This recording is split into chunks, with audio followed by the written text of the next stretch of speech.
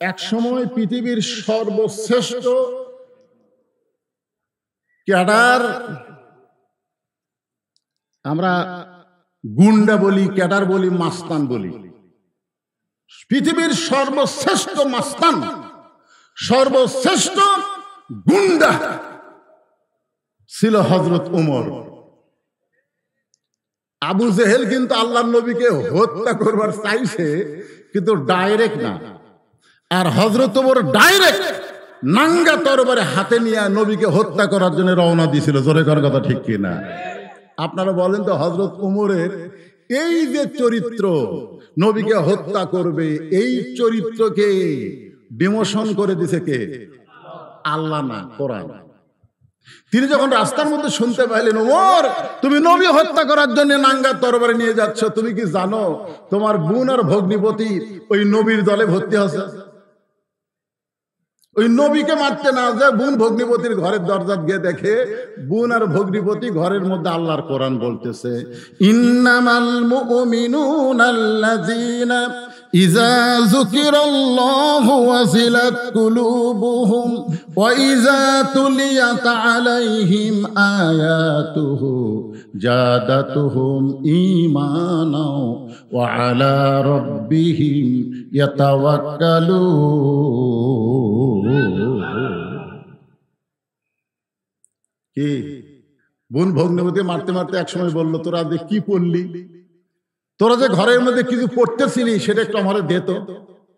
বোন কি বললেন, লা ইয়ামুসুহু ইল্লাল মুতাহহারুন। ভাই আপনি যত বড়ই মাস্তান হন, আমরা যেটা তেলাওয়াত করেছি ওইটা ধরবার গেলে আপনাকে পবিত্র হওয়া লাগবে। জোরে ঘরের কথা ঠিক কিনা? তাহলে আল্লাহর কোরআনকে ধরতে গেলে কি হওয়া লাগবে? পবিত্র হওয়া লাগবে। এই পবিত্র হতে গেলে কি করা লাগবে? বলে আমরা যার দলে ভর্তি হয়েছি আপনাকেও তার দলে ভর্তি হওয়া লাগবে। জোরে করেন সুবহানাল্লাহ। হযরত ওমর আল্লাহর নবীর দলে ভর্তি হয়ে এই কোরআনকে এমন ভাবে গ্রহণ করলেন, কোরআন গ্রহণ করার কারণে শুধু হুজুর থাকলেন না, শুধু ইমাম থাকলেন না, একসময় বাংলাদেশের মতন ৯৬টা দেশের খলিফা হয়ে গেলেন। জোরে করেন সুবহানাল্লাহ। বাংলাদেশের মতন কয়টা? কথা কয় না। বাংলাদেশের মতন ৯৬টা দেশের খলিফা যখন হযরত ওমর হলেন, তখন মনে হয় তার মাথার টুপি ছিল না। কথা কয় না। তখন ওমরের মাথার টুপি ছিল, ওমরের মুখে দাড়ি ছিল, ওমরের পরনে কি নবীর সুন্নতি পোশাক ছিল? তো তাহলে হুজুররা দেশ চালাবার পারবে না। মোল্লার দৌড় মসজিদ পর্যন্ত। একটা মৌলবি যদি খুব বেশি পারে তো মসজিদ চালাবে, মসজিদের বাহিরে মৌলবিকে খাওয়া নাই। একদল লোক বলে কি বলে না যে মোল্লার দৌড় মসজিদ পর্যন্ত। তো হযরত ওমর মোল্লা হইয়া, মৌলবি হইয়া বাংলাদেশের মতন ৯৬টা দেশের খলিফা। ধরে গণ সুবহানাল্লাহ। তিনি একদিন মসজিদের মেম্বরে বসে হযরত ওমর নিজের গালে নিজে চল মারতেছেন, নিজের গালে নিজে চল মারতেছেন। খেয়াল করেন, ডান হাতে ডান গালে চল মারে, বাম হাতে বাম গালে চল মারে। এমন সময় হযরত ওসমান গনি মসজিদে ঢুকছে। এমন সময় ঢুকি বলতেছি, আমিরুল মুমিনিন আপনি কি পাগল হয়ে গেলেন? নিজের গালে নিজে চল মারতেছেন। ওমর ফারুক বলে, ওসমান আমার অতীতের কথা বারবার মনে হচ্ছে, আমার অতীতের কথা বারবার মনে হচ্ছে। ওসমান গনি বলতেছি, আমিরুল মুমিনিন আপনি হচ্ছেন বর্তমান অর্ধ জাহানের খলিফা। ওমর ফারুক বললেন, ওসমান যেই ব্যক্তি শুধু বর্তমানকে খেয়াল করে, অতীতের কথা ভুলে যায়, ভবিষ্যতের চিন্তা করে না, ওই ব্যক্তি কোনো সময় মানুষ থাকতে পারে না। ধরে কোন কথা ঠিক কিনা? আপনারা কি মনে করেন আমি যে আজকে যে পজিশনে আছি, এই পজিশন আমার বর্তমান? ধরে কোন কথা ঠিক কিনা? আমার অতীতের খবর কি? অতীত, আমার অতীতের খবর জানেন আপনারা? আমি রাস্তায় রাস্তায় ঘুরতাম দাওয়াত নেওয়ার জন্য। কোন মানুষজনকে দেখতে বলতাম, ভাই আপনাদের গ্রামে মাহফিল হবে না? হবে হুজুর, তা আমাকে একটু দাওয়াত দেন। এই আপনার ওয়াজই শুনি, আপনাকে দাওয়াত দেওয়া যাবে না। অন্তত ১০০ লোককে বললে ১ দল লোক আমাকে দাওয়াত দিত। অতীত, আমার অতীত হলো ঘুরে ঘুরে দাওয়াত নেওয়া। আমার বর্তমান পজিশন হলো দাওয়াতের এত ভিড় যে ভিড়ের কারণে ৩ তলা লুকা থাকা। মানুষজন আসলে আমার সেক্রেটারি যারা আছে তাদেরকে বলি, বলে দাও এবং লেখা রাখি বিশাল একটা সাইনবোর্ড যে এই বছর 25 সাল 26 সাল আমার কোনো তারিখ ফাঁকা নেই। এটা হচ্ছে আমার বর্তমান। আর আমার ভবিষ্যৎ হচ্ছে মসজিদের খাটনি আমার বাড়ির আঙ্গিনাতে আসবে, আমার সমস্ত কাপড় খসায়া সাদা কাপড়ের কাপড়ে চকলেটের মতন মোড়ায়া আমাকে অন্ধকার কবরে নিয়ে যাবে। জোরে কোন কথা ঠিক কি না? এখন আমার অতীতের রাস্তা ঘুরে ঘুরে দাওয়াত দেওয়ার কথা মনে নাই, আমার ভবিষ্যৎ মৃত্যুর কথাও মনে নাই, বর্তমানে আমি কি হনু রে? কি খালি বর্তমান লিয়া থাকলে হবে না, অতীতের কথা চিন্তা করা লাগবে। ওসমান, আমি উমর অতীতে খালার বাড়িতে রাখালি করতাম, খালার বাড়িতে আমি রাখালি করতাম, আমি ছাগল চড়াতাম। সন্ধ্যার সময় ছাগল ফেরত আনলে আমার খালা আমার মাথার চুল ধরে বলতো, ওমর কয়টা ছাগল নিয়ে গেলে, কয়টা ফেরত আনলে? আমি ছাগল গুনার দিকে 2-3টা কম, আমি আবার দৌড় দিতাম, ওই পাহাড়ি এলাকায় গিয়া ছাগলগুলো কুড়ে কুড়ে নিয়ে এসে খালারে জমা দিতাম। খালা আমার কান ধরে বলতো, ওমর যেই ভুল আজকে করেছো এই ভুল যদি আগামীকাল করো তোমার রাখালি চাকরি আমি ক্যান্সেল করে দেব। আমি খালার পা ধরে বলতাম, খালা আমার রাখালি চাকরি যদি ক্যান্সেল করে দেন আমি থাকবো কোথায়, খাবো কোথায়? যে ওমর একদিন রাখালির চাকরি রক্ষা করার জন্য খালার পা ধরে কেঁদেছে, আজকে সেই ওমর অর্ধ পৃথিবীর খলিফা হয়েছে। এটা ওমরের যোগ্যতাই নয়, এটা কেবলমাত্র আল্লাহর কোরআনের উসিলায়। জোরে কোন কথা ঠিক কি না? এখন আপনারা বলেন তো এই কোরআনের ক্ষমতা আছে না না? এই কোরআন যখন বাংলার জমিনে চালু হবে, আমরা তো দেখিনি, আমরা খালি সারা জীবন ওয়াজ শুনে যাচ্ছি। জোরে কোন কথা ঠিক কি না?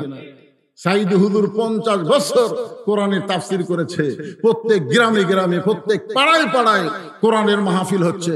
সারা জীবন শুধু কোরআন শুনেই যাচ্ছি, কোরআন শুনেই যাচ্ছি, কিন্তু কোরআন বাস্তবে কি এইটা কি আমরা দেখতে পাইছি? দেখতে পাইছি? জোরে গান দেখতে পাইছি? আজকে যদি কোরআনের আইন বাংলার জমিনে থাকতো, এরকম লুটতারাত, খুন, রাহানি, চাঁদাবাজি হতো? জোরে বলেন হতো? আজকে বাংলার অবস্থা কিরকম? ডক্টর ইউনূস কিছুই করবার পারতেছে না, কারণ মানুষের আইন দিয়ে কি করবে? একদিকে ধরে নিয়ে আসে, আরেকদিকে জামিন হয়। জোরে গান কথা ঠিক কিনা? এই তো মানুষের আইন। কিন্তু আল্লাহর কোরআনের আইন হলো জামিন। তুমি যে অপরাধ করেছো তোমার উপরে সেই অপরাধের প্রয়োগ হবে। জোরে করে কথা ঠিক কিনা? তুমি পাথর দিয়ে হত্যা করেছো, তোমাকে পাথর দিয়ে হত্যা করা হবে। জোরে করে কথা ঠিক কিনা? আল্লাহ বলতেছেন, লিয়াবলুয়াকুম আইয়ুকুম আহসানু আমালান, তোমাদেরকে সুন্দর আমলের পরীক্ষা হবে। এই সুন্দর আমলটা কি আপনাদের দেখানোর জন্য বলতেছি। হযরত ওমর অর্ধ পৃথিবীর খলিফা হইয়া একদিন ছদ্মবেশ ধারণ করেছে শুধুমাত্র আল্লাহর কোরআনকে দেখার জন্য। ধরে কান সুবহানাল্লাহ। যেই কোরআন একটা রাখালকে অর্ধ পৃথিবীর খলিফা বানায় দিল, সেই কোরআনটা কি একটু নিজের চোখে দেখার দরকার আছে না নাই? হযরত ওমর ছদ্মবেশে আল্লাহর কোরআন দেখার জন্য মদিনার অলি গলি ঘুরতেছেন। হঠাৎ হযরত ওমর দেখতে পায় বিস্তীর্ণ মরুভূমি, ওই মরুভূমির মধ্যে একজন রাখাল উট আর দুম্বা চড়ায়। হযরত ওমর আল্লাহর কোরআনকে দেখার জন্য রাখালকে সালাম দিলেন, আসসালামু আলাইকুম রাখাল ভাই, আমার পেটে ক্ষুধা লাগছে, আমি উটের এক পেয়ালা দুধ চাই। আসসালামু আলাইকুম রাখাল ভাই, আমার পেটে ক্ষুধা লাগছে, আমি উটের এক পেয়ালা দুধ চাই। রাখাল সালামের উত্তর দেয় না। কি দেয় না?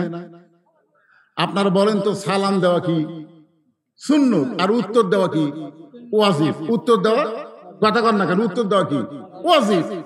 উমর ফারুকের রাগ কম না বেশি? কিন্তু রাগটা কন্ট্রোল করলেন, কারণ যখন নেতা হবে তখন নেতাদের রাগ কন্ট্রোল করা শিখতে হবে। আল্লাহ রাসূল যে নেতা ছিলেন, রাসূল যে আদর্শ দিয়ে গেছেন, নেতা হলেই হবে না, নেতাদের রাগকে কন্ট্রোল করা লাগবে। ধরে কোন ঠিক কিনা? ওমর ফারুক রাগকে কন্ট্রোল করে বললেন, রাখাল ভাই, তোমাকে আমি সালাম দিলাম, উটের এক পেয়ালা দুধ চাইলাম, তুমি সালামের উত্তর দাও না, উটের দুধ দিবা কিনা সেটাও বলো না। রাখাল মুচকি মুচকি হাসি আর বলে, তোমার সালামের উত্তর আমি দিব না, আগে জানতে হবে তোমার পরিচয়, তুমি কে। প্রত্যেকটা মানুষের পরিচয় আছে না? ওমর ফারুক চিন্তায় পড়ে গেলেন যে আমি অর্ধ পৃথিবীর খলিফা, আমি ছদ্মবেশ ধারণ করেছি আল্লাহর কোরআনকে দেখার জন্য। এখন যদি আমার পরিচয় দিয়ে দেই তাহলে গুমুর তো ফাঁস হয়ে যায়। এই চিন্তা যখন ওমর করতেছেন, এমন সময় আল্লাহর কোরআন সামনে এসে বলে, ওমর, রাখাল যখন তোমার পরিচয় চাইছে তুমি আসল পরিচয় দাও। তোমার আসল পরিচয় ওমর না, তোমার আসল পরিচয় অর্ধ পৃথিবীর খলিফা না, তোমার আসল পরিচয় হলো মিল্লাতা আবিকুম ইব্রাহিম ওয়া সাম্মাকুমুল মুসলিমিন। তোমার আসল পরিচয় হলো তোমার জাতির পিতা। যারা বলবেন না তারা অন্য কাউকে জাতির পিতা মানতেছেন নাকি? হ্যাঁ, এটা কি আমার বাপের কথা না আল্লাহর কোরআনের কথা? তা আপনারা কি আল্লাহর কোরআনের সাথে একমত না দ্বিমত? কারা কারা একমত দুই হাত করে আল্লাহকে দেখান তো দেখে। লিল্লাহি হাত না। এখানে দেখেন একেবারে সহজ ভাষা। মিল্লাতা মানে তোমাদের জাতি, আবিকুম পিতা, তোমাদের পিতা। কি মিল্লাতা আবিকুম ইব্রাহিম, তোমাদের জাতির পিতার নাম হলো ইব্রাহিম। হুয়া সাম্মাকুমুল মুসলিমিন, যদি তোমরা মুসলমান হও তাহলে বিশ্বাস করতে হবে আমাদের জাতির পিতার নাম কি। এখন কি বলতেছেন? হুয়া সাম্মাকুমুল মুসলিমিন। ওমর ফারুক বলতেছে, রাখাল, আমার পরিচয় যদি জানতে চাও তাহলে আমার পরিচয় হলো আমি একজন মুসলমান, আমি একজন মুসলমান। রাখাল মুসকি মুসকি হাসিয়ার বলে, আসল না নকল? আপনার বলেন তো ওমর ফারুক আসল মুসলমান না নকল মুসলমান? এখন আসল না নকল? কিন্তু রাখাল বলতেছে, পথিক, তুমি আসল মুসলমান না নকল মুসলমান? ওমর ফারুক বলে, রাখাল, মুসলমান তো মুসলমান, এখানে এবার আসল নকল কি? রাখাল বলতেছে, আসল মুসলমান যারা হবে তারা চাওয়ার ব্যাপারে সতর্ক থাকবে। আসল মুসলমান জীবন যাবে কিন্তু আল্লাহ ছাড়া অন্য কারো কাছে যাবে না। ইয়াকা নাবুদু ওয়া ইয়াকা নাস্তাঈন। আমরা গোলামি করি কার? জোরে বলেন, গোলামি করি কার? তাহলে সাহায্য যাবো কোথায়? মাস্তানে দেয় বাবার কাছে? অনেকে আছে না নাই, আমার দয়াল বাবার দরবারেতে কেউ ফিরে না খালি হাতে। বৈশাখের শেষ বৃহস্পতিবারে মাস্তানি কি হয়? জোরে কোন দয়াল বাবা আসে না? কথা কন না কেন? এখন আপনারা বলেন দয়াল বাবার দরবারেতে কেউ ফিরে না খালি হাতে, এই কথা বলা কি শিরক না ঈমান? জোরে বলেন, মুশরিক না মুসলমান? একমাত্র আল্লাহ ছাড়া অন্য কারোর কাছে চাওয়া যাবে না। রাখাল বলতে, পথিক, তুমি যদি আসল মুসলমান হও তুমি দুধ চাইলা কার কাছে? মোর ফরচুম করছে, চোখের পানি বের করে বলতেছে, আল্লাহ, তোমার কোরআন যখন দুনিয়াতে চালু থাকবে, উমর যদি ভুল করে একটা রাখাল পর্যন্ত ভুল ধরতে পারবে। ধরে খান সুবহানাল্লাহ। খালি জুমার দিনে লম্বা জুব্বা গাও দিয়ে খুতবা দিচ্ছে, মাঝখান থেকে একজন দাঁড়িয়ে বলতেছি, আমিরুল মুমিনিন, আপনার খুতবা শুনবো না, আপনার খুতবা শুনবো না। ওমর ফারুক চমকে বললেন, ভাই আমার দোষ কি? বলে, আপনার দোষ হলো আমাদেরকে খাটো পাঞ্জাবি দিয়ে আপনি লম্বা জুব্বা পরবেন। আল্লাহর কোরআনের আইন যখন চালু থাকবে, তুমি যত বড়ই নেতা হও, তুমি ভুল করলে জনগণ তোমার ভুল ধরবে। জোরে কোন কথা ঠিক কি না? তো যতই ডবল টাইটেল পাস হও, ডবল কামেল হও, যতই দাওরা পাস হও, জোহরের 4 রাকাত নামাজে 2 বৈঠক, 2 রাকাত পর আর 4 রাকাত পর, তুমি 2 রাকাত পর এক বৈঠক দিলে, 3 রাকাত পর আবার বসলে, তুমি যত বড়ই হুজুর হও, সাধারণ অটো ভ্যান চালক তোমাকে আল্লাহু আকবার করে দাঁড় করাই দিবে। জোরে কোন কথা ঠিক কি না? কথা বলে, আমাদেরকে খাটো পাঞ্জাবি দিয়ে আর তুমি লম্বা জুব্বা পরা খুতবা দিচ্ছ। এই জুব্বা কোথায় পাইলেন? যতক্ষণ না বলবেন ততক্ষণ আমরা আপনার খুতবা শুনবো না। এমন সময় ওমরের ছেলে আব্দুল্লাহ এসে বলতেছে, রে নবীর সাহাবীরা, তোমরা খাটো পাঞ্জাবি হলেও তো নতুন কাপড় পরে নামাজ পড়তে আইছো, কিন্তু আমার পরনে তাকায় দেখো, আমার পরনে নতুন কোনো কাপড় নাই। ওসমান গনি বলে, আব্দুল্লাহ, আজকে জুমার দিনে সবাই নতুন কাপড় পরলো, তুমি নতুন কাপড় কেন পরো নাই?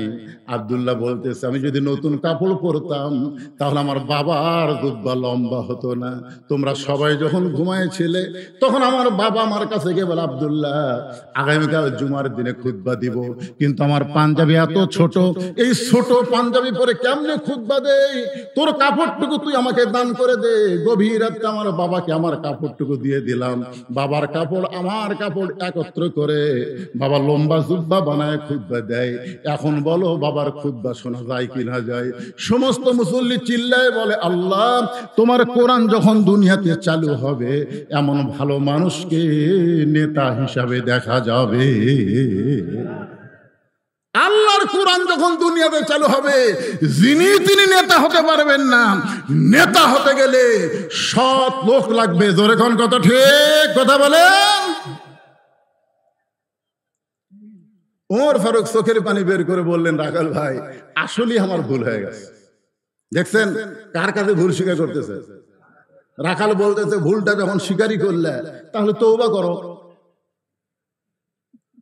হাসিনা যদি বলতো, ভাই 18 সালে নির্বাচন আমি দিনের ভোর রাতে লিছি, 24 সালে নির্বাচন আমি ড্যামি নির্বাচন করছি, এই নির্বাচনগুলো আমার ভুল, ভাই বাংলাদেশের জনগণ আমাকে মাফ করো, আমি তওবা করতেছি, এরকম নির্বাচন আর করবো না, আমি নিজে নিজেই পদত্যাগ করলাম।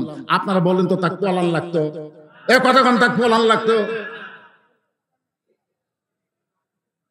আল্লাহ বলেছেন, তুমি যত বড় অপরাধ করো না কেন, লা তাকনাতু মির রাহমাতিল্লাহ, ইন্নাল্লাহা ইয়াগফিরুয যুনুবা জামিআ, ইন্নাহু হুয়াল গাফুরুর রহিম। তোমরা যারা আগে আওয়ামী লীগ করতা, এখন তোমরা চিন্তা করে দেখো, যেই দেশের প্রধানমন্ত্রী থেকে শুরু করে সমস্ত এমপি মন্ত্রী, এমনকি চেয়ারম্যান, উপজেলা চেয়ারম্যান সব যখন পলায়ে গেছে, সেই দল থেকে এখন তওবা করে আমাদের অন্য একটা দলে ফিরে আসা দরকার। ধরে কোন কথা ঠিক কিনা? আপনারা বলেন, তওবার সুযোগ আছে না নাই? এ কথা কোন আছে না নাই? রাখাল বলতেছে, ভুলটা যখন স্বীকারই করছে তাহলে তওবা করো। ওমর ফারুক বলতেছে, ঠিক আছে, আমি তওবা করতেছি। রাখাল বলে, তুমি মূর্খ মানুষ, তুই তওবা কেমনে করবা? ওমর হুকচুম করছে, করে আমি মূর্খ, এইটা তুমি কেমনে বুঝলা? রাখাল বলতেছে, চাওয়ার ব্যাপারে যে সতর্ক হয় না, সে দুনিয়ার সবচাইতে বড় মূর্খ। ওমর ফারুক বললেন, রাখাল ভাই, তাহলে তুমি আমাকে তওবা পড়ায় দাও। এবার রাখাল হযরত ওমরকে তওবা পড়াচ্ছেন। এখানে যারা বসে আছেন, আপনারা বলেন তো, আপনাদের ভিতরে যারা মাগরিবের নামাজ পড়ে নাই, এশার নামাজ পড়ে নাই, মনে করেন এখানে যত মানুষ বসে আছেন আপনাদের মধ্যে কেউ নাই এরকম? মাগরিবে পড়েনি, এশাও পড়েনি, ওই ফজরও পড়বি না। এখন যদি সে তওবা করে, আল্লাহ, আমি জীবনে নামাজ পড়িনি আল্লাহ, কিন্তু ফজর থেকে আমি নামাজ শুরু করে দিলাম, তওবা করতেছি। আল্লাহ বলে, তওবা করার সঙ্গে সঙ্গে তুই জীবনে যত নামাজ পড়ার পাপ হয়েছে সমস্ত পাপ আমি আল্লাহ মাফ করে দিলাম। আর তাই হাবিবুল্লাহ, তওবাকারী আল্লাহর দোস্ত, ধরে করে সুবহানাল্লাহ। তাহলে ওমর ফারুককে রাখাল তওবা পড়াচ্ছে, আমরা সবাই যদি একটু তওবা পড়ি, আমাদের কোনো সমস্যা আছে? তাহলে সকলে আমার সঙ্গে পড়েন, আস্তাগফিরুল্লাহ রব্বি।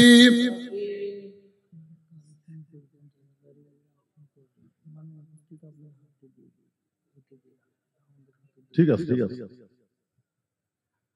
তওবা পড়াচ্ছে, আর ওই সময় এই কথা কওয়া লাগে কি ভাই? বিরক্ত হচ্ছেন? তওবা পড়া ভালো না খারাপ? সবচাইতে ভালো আমলের নাম হলো তওবা। জানেন তওবা শব্দের অর্থ কি? ফিরে আসা, ফিরে আসা। আমি এতদিন অন্ধকারে ছিলাম, এখন আলো চলে আসলাম। আমি এতদিন বেনামাজি ছিলাম, নামাজি হয়ে গেলাম। আমি এতদিন শয়তানের দল করতাম, আল্লাহর দল আসলাম। এরকম, এর নাম হলো তওবা, মানে ফিরে আসা। ধরে কোন কি? ফিরে আসা। তাহলে সবাই আমার সঙ্গে পড়েন, সবাই পড়েন। এই যুবকরা, তোমরা একটু জোরে জোরে পড়বা, বুঝলি না? বুড়া মানুষ আর যুবক মানুষের কম বেশি আছে না? হ্যাঁ, আপনারা বলেন তো, যে একটা লোক যতদিন ঘুষের চাকরি করছে ততদিন তওবা পড়েনি। যে চাকরি গেছে তখন তওবা করতেছে, আল্লাহ আমি আর ঘুষ খাবো না, আল্লাহ আমি আর ঘুষ খাবো না। আপনারা বলেন তো, আর তওবা কবুল হবে? কেন কবুল হবে না? আল্লাহ কয় কে রে, তোর চাকরি নাই, তোর এখন চাকরি নাই, আপনি ঘুষ খাবো না সেই তওবা করতেছি। এই জন্যই যারা যুবক, এখানে যে সমস্ত যুবকেরা বসে আছেন, আমি একটু অনুরোধ করে বলতেছি, বললাম জবান খুলে আমার সঙ্গে তওবা করা হতে পারে আজকের মাহফিল আমাদের জীবনের শেষ মাহফিল। জোরে কোন ঠিক কিনা? তাহলে সবাই বলেন আস্তাগফিরুল্লাহ রব্বি মিন কুল্লি যামবিন ওয়া তুবু ইলাইহি। ওমর ফারুক তওবা করার পরে বলতেছেন, ও রাকাল ভাই, আল্লাহর হস্তে উটের এক পেয়ালা দুধ দাও, যেই দুধটা পান করে আমি ক্ষুধা তৃষ্ণা নিবারণ করতে চাই। রাখাল মুস্কি মুস্কি হাসে। ওমর ফারুক বলে, রাখাল আবার হাসার কারণ কি? রাখাল বলতেছে, পথিক তুমি তওবা করে আবার মুনাফিকি করলা। তওবা করে কি করলো? হাসিনা এরকম ভোটের আগে মাথা কি দিয়া হিজাব দিয়ে বলতেছিল, আমি কোরআন হাদিসের বাহিরে কোনো আইন করব না। ধরে কোন কথা ঠিক কিনা? আপনাদের মনে আছে না? নাই হাতে তসবি নিয়ে অনেক নেতারাও কিন্তু এখন এসে তওবা করবে ভোট চাওয়ার জন্য। কি কোন করবে কি করবে না? এসে বলবে, ভাই যা করছি করছি ভাই, এবারের মতো আমার ভোট দেন, আমি আর দূরে থাকবো না, আমি গরিবের বলে। ওমর ফারুকের রাগ কম না বেশি? মুখে যা আসে তা বলতেছো, তওবা করার পরে মুনাফিকি কেমনে করলাম? রাখাল বলতেছে, এই এত চেতিস কেন? আপনারা বলেন তো, রাখালকে উমর চেনে? তাই চেনে না তো, এই জন্য বলতে চেতিস কেন? তুই ঠিক করে বল, তোর মুখের সাথে মনের মিল আছে? তুই চিন্তা করে দেখতো, আমি কি উটের মালিক? আমি যদি উটের মালিক হইতাম, তুমি আমাকে রাখাল বলতে না। আর যখন তুমি আমাকে রাখাল বলেছো, তখন তোমার মন বলতেছে আমি উটের মালিক না। আর মালিক ছাড়া রাখালের কাছে চাইলে আল্লাহর হস্তেও রাখাল দিবার পারবে। মনে করেন আমি একজন রাখাল, আমি কেবল টেস্ট থেকে নামছি, ইতিমধ্যে এক লোক আমার হাতের মধ্যে 200 টাকা দিয়ে কয়, হুজুর দোয়া করেন। আমি টাকা দেখে ভালোই পকেটে থুয়ে বললাম, কি দোয়া ভাই? বলে, হুজুর আমার বইয়ের পেটে একটা বাচ্চা আইছে, আল্লাহ যেন একটা পুত্র দেয়। যেই বলছে বইয়ের পেটে বাচ্চা আইছে, আল্লাহ যেন একটা পুত্র দেয়, এই পকেট থেকে 400 টাকা বের করে দিয়ে দিলেন। তো কয়, হুজুর আমি দিলাম 200, আপনি দিলেন 400, ব্যাপার কি? বা আমি 200 তোমাকে হাদিয়া দিলাম। হুজুর আমি তো টাকা চাই না, আমি দোয়া চাইছি। আমি বললাম, পাগলা, আমি নিজেই 3 মেয়ের বাপ, আমি নিজেই 3 মেয়ের বাপ। আমার দোয়া দিয়ে যদি পুত্র সন্তান হতো, তাহলে আল্লাহ আমাকে একটা দিত। যতবার আমার বইয়ের পেটে বাচ্চা হয়েছে, প্রত্যেকবারই তো পুত্র সন্তানের দোয়া করছি, তারপরে আল্লাহ মেয়ে সন্তান দিছে। তা আমার দোয়া দিয়ে যদি আমার বইয়ের পেটেরটা পুত্র না হয়, তোর বইয়েরটা হবে? তোর হুজুর আমি তো আর তা জানি না, আপনি মেয়ের বাপ, তাহলে আমার টাকা আমার দেন, আপনার টাকা আপনি দেন। যেই টাকা দিছে মাত্র সে দৌড়াই বললাম, কোথায় যাবি? বলে, ওই হুজুরের কাছে যাবো যে হুজুরের পুত্র সন্তান আছে। আমি বললাম, পাগল, কোন হুজুরের কাছে না, কোন মাজারে না, কোন পীরের কাছে না, পাওয়ার যদি চাও একমাত্র মালিকের কাছে চাও। ধরে কোন কথা ঠিক কিনা? দেওয়ার মালিককে। রাখাল বলে, পথিক সত্যি যদি আল্লাহর হস্তে উটের এক পেয়ালা দুধ চাও, এখান থেকে 10 মাইল দূরে মালিকের বাড়ি। সেই মালিকের বাড়ির দরজা দিয়ে বলে, মালিক তোমার রাখাল উট আর দুম্বা চড়াই, তুমি মালিক যদি হুকুম দাও, তাহলে রাখাল আল্লাহর হস্তে উটের এক পেয়ালা দুধ দিবে। ওমর ফারুক বলে, রাখাল ভাই কষ্ট করে অত দূর যাওয়ার দরকার আবার নাই। ধরো তোমাকে 2টা টাকা দিলাম, এই 2টা টাকার বিনিময়ে তুমি উটের এক পেয়ালা দুধ দাও। যেই বলছে, ধরো তোমাকে 2 টাকা দিলাম, তুমি এই 2 টাকার বিনিময়ে উটের এক পেয়ালা দুধ দাও। রাখাল বলতে, পথিক তুমি হযরত উমরকে চিনো? রাখাল কাক কি বলতেছে? বলতেছে, পথিক তুমি হযরত উমরকে চিনো? যদি হযরত উমরকে চিনতা, তাহলে এরকম বেসাইদা প্রস্তাব তুমি দিতে না। উমরের গুপ্ত বাহিনী যদি দূর থেকে দেখবার পায় তুমি আমার 2 টাকা ঘুষ দিছো, আর মালিক বাদ দিয়ে আমি তোমাকে এক পেয়ালা দুধ দিলাম, তাহলে তোমাকেও ধরবে আমাকেও ধরবে। এই বুড়া বয়সে তুমি ধরা পড়বার চাও? ওমর ফারুক বলে, রাখাল ভাই আসলে তো আমার মনেই নাই রে, তাহলে চলো পাহাড়ের গুহার মধ্যে যাই। এই গুহার মধ্যে গিয়ে তোমাকে গোপনে 2 টাকা দিব, তুমি গোপনে উটের 1 পেয়ালা দুধ দিবা, তাহলে উমরের গুপ্ত বাহিনীও দেখতে পাবে না, তোমার মালিকও জানতে পারবে না। রাখাল চিল্লায় বলে তুমি ভণ্ড, তুমি ভণ্ড, তুমি ভণ্ড। উমর ফারুক বলে রাখাল আমার মধ্যে ভণ্ডামির কি দেখলা? রাখাল বলে পথিক, পাহাড়ের গুহার মধ্যে দেওয়া নেওয়া করলে উমরের গুপ্ত বাহিনী দেখতে পাবে না, আমার মালিক জানতে পারবে না, কিন্তু রাখালের আল্লাহ সব জায়গায় দেখতে পায়। যেই বলছে রাখালের আল্লাহ সব জায়গায় দেখতে পায়, সঙ্গে সঙ্গে হলতমর মারছে দৌড়।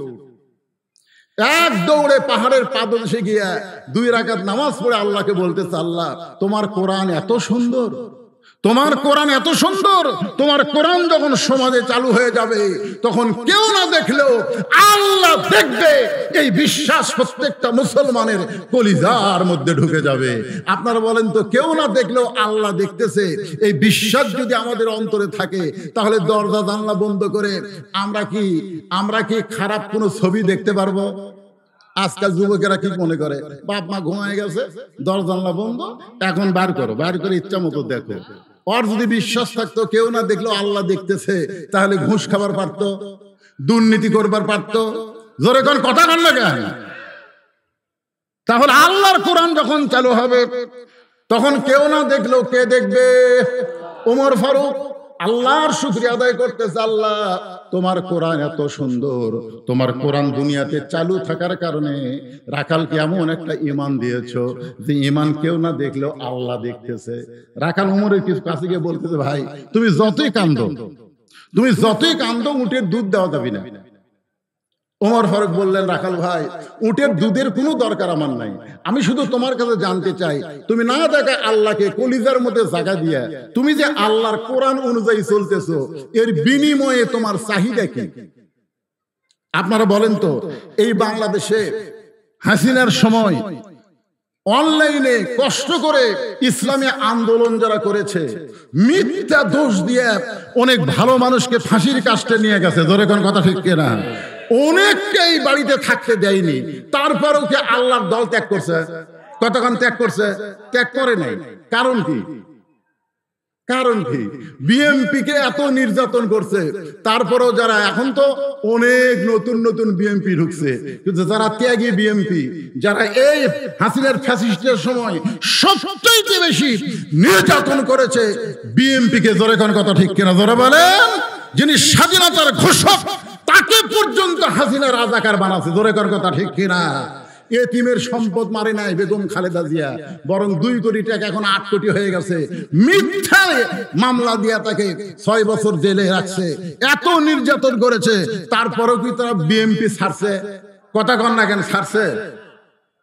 এখন ব্যাপারটা বুঝতে হবে, যে যাকে ভালোবাসে যতই কষ্ট হোক না কেন সে সেটা ত্যাগ করে না। কিন্তু কতগুলো সময় দেখবেন জোয়ার হয়, জোয়ার। আগে ছিল আওয়ামী লীগ, বিএনপির মধ্যে সবচেয়ে ফাউল কথা কারা বলতেছে আপনারা খেয়াল করে দেখবেন, যারা আগে আওয়ামী লীগ করতো বর্তমানে বিএনপি হয়ে গেছে, এরা বিএনপি দুর্নাম করার জন্য ফাউল কথা বলতেছে। একটা ফজলু পাগলা, উনি কিন্তু আগে আওয়ামী লীগ করতো। জোরে করার কথা ঠিক কিনা? আর একটা হলো এই যে পাবনার হাবিব, আগে ছিল ছাত্র লীগের প্রেসিডেন্ট, সেই লোকটা বিএনপিতে এসে ওই শহীদ জিয়ার আদর্শ বোঝে। শহীদ জিয়ার আদর্শ মানে ইসলামী মূল্যবোধের আদর্শ। জোরে করার কথা ঠিক কিনা? কথা বলেন। শহীদ জিয়ার আদর্শ মানে আরাফার ময়দানে নিমের গাছ লাগানোর আদর্শ।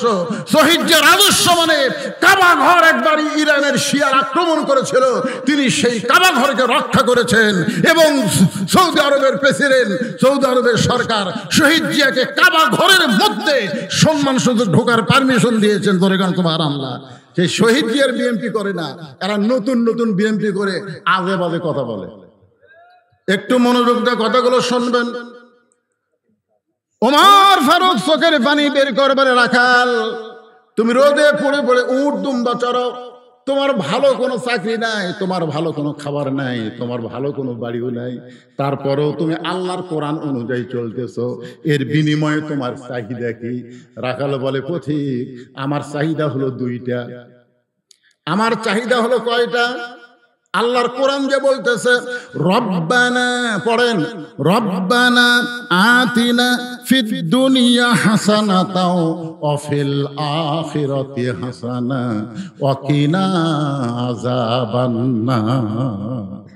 ওমর ফারুক বলেন, রাখাল তোমার চাহিদা একটু বাংলা দিয়া কও, মানে আপনাকে বোঝানোর জন্য বলতেছি, একটু ভালো করে কম, বুঝতে পারলাম না। রাখাল বলতেছে, পথিক আমার চাহিদা হলো দুইটা। এক নম্বর চাহিদা হলো হযরত উমরকে নিজের চোখে দেখা। রাখালের এক নম্বর চাহিদা কি? হযরত উমরকে নিজের চোখে দেখা। যে উমর আল্লাহর কোরআনের আইন চালু করার কারণে আমার মতন রাখাল না থাকা আল্লাহকে বিশ্বাস করে আল্লাহর কোরআন অনুযায়ী চলতেছি, সেই হযরত উমরকে যদি একটা বার, খালি একটা বার আমি দেখতে পাইতাম, আমার জীবন ধন্য হয়ে যেত। আমার দুই নম্বর চাহিদা হলো আমি রাখাল যখন মরে যাব, মরে যাবার পরে অদম রাখালকে আল্লাহ যেন জান্নাত দেয়। ওমর ফারুক দৌড়ে গিয়ে রাখালের হাতটা আমার দিকে তাকান, এরকম খপ করে ধরে 3টা চুমা খেলেন। রাখাল কয় পাগল নাকি, আমার ঘামা হাতে 3টা চুমা খেলে, তার কারণ ওমর ফারুক বলে, রাখাল তোমার 2 নম্বর চাহিদা আল্লাহ পুরা করছে, তোমার 2 নম্বর চাহিদা আল্লাহ পুরা করছে। মরার সঙ্গে সঙ্গে 8টা জান্নাতের দরজা আল্লাহ তোমাকে দিয়ে দিবে। রাখাল সুবহানাল্লাহ কয় না, আপনারা তো সুবহানাল্লাহ বলেন, রাখাল সুবহানাল্লাহ কয় না। ওমর ফারুক বলে, রাখাল ভাই মরার সঙ্গে সঙ্গে আল্লাহ তোমাকে জান্নাতি করবে, সুবহানাল্লাহ কও। রাখাল মুচকি মুচকি হাসে। ওমর ফারুক বলে, রাখাল বিশ্বাস করে না মরার সঙ্গে সঙ্গে আল্লাহ তোমাকে 8টা জান্নাত দিয়ে দিবে? রাখাল বলতেছে, মরার পরে আল্লাহ আমাকে 8টা জান্নাত দিবে, কিন্তু হযরত উমরকে এক নজর দেখতে পাবো, এই কথা বলতে তোমার কোন জায়গা বাজে? কারণ মরার পরে আর জীবিত অবস্থায়, আপনারা বলেন তো, মরার পরে আমরা জান্নাত পাবো, সেটা কি এখনই পাচ্ছি? কথা কন না কেন, এখনই পাচ্ছি? তাহলে একটা কি নগদ আর একটা কি বাকি? তাহলে নগদ হচ্ছে হযরত উমরকে এক নজর দেখবো, সেই কথা বলতে তোমার কোন জায়গা বাজে? উমর ফারুক চিন্তাত পড়ে গেলেন যে আমি যে উমর, এ কথা রাখালকে কেমনে বলি? যে রাখাল আমাকে তওবা পড়াছে, জোরে কোন কি পড়াছে? যে রাখাল আমাকে মুনাফিক কইছে, আমাকে ভণ্ড কইছে, এখনই যদি বলি ভাই আমি উমর, বলাও সারা, রাখাল হাত ফেল করে মরাও সারা, জোরে কোন কথা ঠিক কি না? যদি বলে এই তুই যে উমরক দেখ পারছিস, সেটা হামি রে, যেই বলবে হামি সঙ্গে এর নাম কি? কি জন্য হাত ফেল করবে? কারণ তওবা পড়াছে, মুনাফিক কইছে, ভণ্ড কইছে। ওমর ফারুক চিন্তায় পড়ে গেলেন যে আমি উমর এইটা রাখালকে কেমনে বলবো? এমন সময় আল্লাহর কোরআন বলতেছে, উদউ ইলা সাবিলি রাব্বিকা বিল হিকমা মাউইজাতিল লিল হাসানা, জোরে কোন সুবহানাল্লাহ। উমর ডাইরেক্ট যদি বলবার না পারো, তাহলে তুমি হিকমত অবলম্বন করো। ওমর ফারুক বললেন, রাখাল ভাই সত্যি যদি তুমি হযরত উমরকে দেখতে চাও, তাহলে তোমাকে ফজরের নামাজ সামনে কাতারে আদায় করা লাগবে। ফজরের নামাজ সামনে কাতারে যদি আদায় করো, তাহলে মেহরাবের মধ্যে যে মানুষটাকে ইমামতি করতে দেখবা, ওই মানুষটি হলেন হযরত উমর। সুবহানাল্লাহ, আসতে বলেন কেন? তার মানে কি বোঝা গেল? ইসলামের নেতা হতে গেলে, কোরআনের আইন যখন চালু হবে, তখন শুধু তাকে নেতাগিরি করলে হবে না, মসজিদের ইমাম হওয়াও লাগবে। এখন কি হওয়া লাগবে? এখন বলতেছে, রাখাল সত্যি যদি হযরত উমরকে দেখতে চাও, তাহলে ফজরের নামাজ 5 ওয়াক্ত নামাজের মধ্যে সবচাইতে গুরুত্বপূর্ণ নামাজের নাম কি? আরো জোরে গান। আল্লাহ রাসূল বলেছেন, ফজরের নামাজ কেউ যদি জামাতে না পড়ে, সে ব্যক্তি আস্তে আস্তে মুনাফিক হয়ে যাবে। ফজরের নামাজ জামাতে আদায় করা লাগবে। হযরত উমর বললেন, সত্যি যদি উমরকে দেখতে চাও, তাহলে ফজরের নামাজ তোমাকে সামনে কাতারে আদায় করা লাগবে। রাখাল ছোট বাচ্চার মতন কান্না শুরু করছে।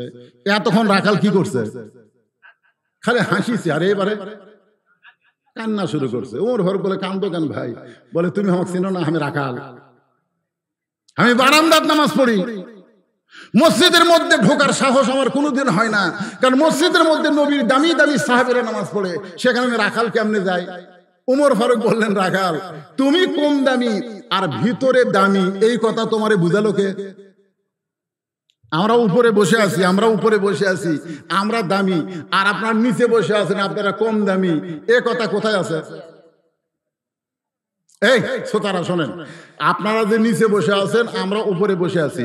এখন আপনারা ভাবতেছেন প্রধান বক্তা খুবই দামি, প্রধান অতিথি খুবই দামি, সভাপতি খুবই দামি। না, আল্লাহ বলতেছেন ইন্না আকরামাকুম ইনদাল্লাহি আতকাকুম, আল্লাহর ভয় যার অন্তরে যত বেশি, সে আল্লাহর কাছে তত দামি। জোরে কান সুবহানাল্লাহ। হয়তো আমার মতন বক্তাকে আল্লাহ তক্তা বানায় জাহান্নামে দিবে, আর আপনাদের শ্রোতাকে আল্লাহ তাআলা জান্নাত দিয়ে দিবে। জোরে কান কথা ঠিক কিনা ভাইজান? বক্তা হলেই হবে না, টাকা নিলেই হবে না, আর মাটির বসে থাকলে সে কম দামি না। কম দামি এবং দামি নিরূপণ হয় তাকওয়ার উপরে। জোরে কান কিসের উপরে? ওমর ফারুক বললেন, রাখাল তুমি কম দামি আর ভিতরে দামি, কথা তোমারে বুঝাইলো কে? সত্যি যদি ওমরকে দেখতে চাও তাহলে ফজরের নামাজ তোমাকে সামনে কাতার আদায় করা লাগবে। রাখাল বলতেছে, তাহলে আজকে এশার নামাজ পড়ে আমি আর বাড়ি যাব না। ওমর ফারুক বললেন, কেন? বলে এশার নামাজ পড়ে বাড়ি যা, যদি ফজরের নামাজ সামনে কাতারে না পাই, এই জন্য এশার নামাজ পড়ে আমি মসজিদেই থাকবো, আর ফজরের নামাজ সামনে কাতারে ধরার চেষ্টা করব। ওমর ফারুক বললেন, রাখাল তুমি বলো তো 5 ওয়াক্ত নামাজের মধ্যে 3 ওয়াক্ত তাড়াতাড়ি আর 2 ওয়াক্ত লম্বা কেন? 5 ওয়াক্ত নামাজের মধ্যে 3 ওয়াক্ত কি তাড়াতাড়ি? আসর, মাগরিব, এশা। দেখেন একটা জাতি আর একটা। জোরে কোন কথা ঠিক কিনা? আসর, মাগরিব, এশা, 3 ওয়াক্ত কি কাছাকাছি না, তাড়াতাড়ি না? আর 2 ওয়াক্ত লম্বা। এশা থেকে ফজর, ফজর থেকে জোহর, এই 2 ওয়াক্ত লম্বা কেন? রাখাল বলতেছে, আমি তো জানি না। ওমর ফারুক বললেন, শোনো, ফজর থেকে জোহর আল্লাহ লম্বা সময় দেওয়ার কারণ হলো এই সময়ের মধ্যে মানুষ খেতে খামারে কাজ কাম করবে, অফিস আদালত করবে, ব্যবসা বাণিজ্য করবে, তারপরে চাকরি বাকরি বহু কিছু কাজ কাম করবে।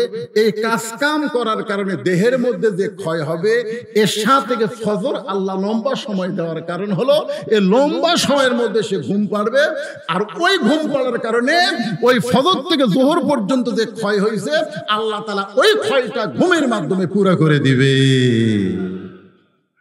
তাহলে এশা থেকে ফজর তুমি যদি সামনে কাতারে ধরবার চাও, তোমার যদি ঘুম ধরে, তাহলে তুমি কি করবা? রাখাল বলতে, যে ঘুম যদি ধরি তাহলে মসজিদের মধ্যে ঘুমায় যাব। যেই বলছে মসজিদের মধ্যে ঘুমায় যাব, ওমর ফারুক চেহারা লাল করে বলতে, রাখাল মসজিদের মধ্যে ঘুম পাড়ার দলিল দে।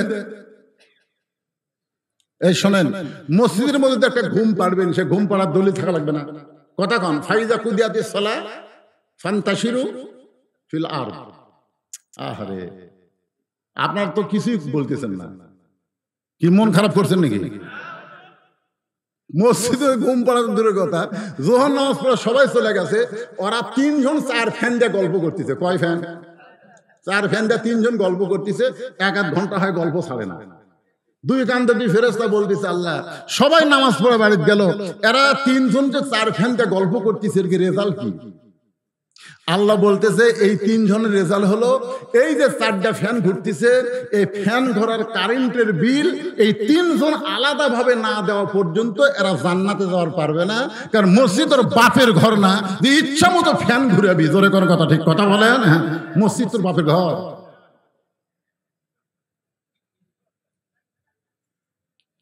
ওমর ফারুক বললেন, রাখাল ভাই, সত্যি যদি ওমরকে দেখতে চাও তাহলে ফজরে আজানের গুরুত্ব দিও।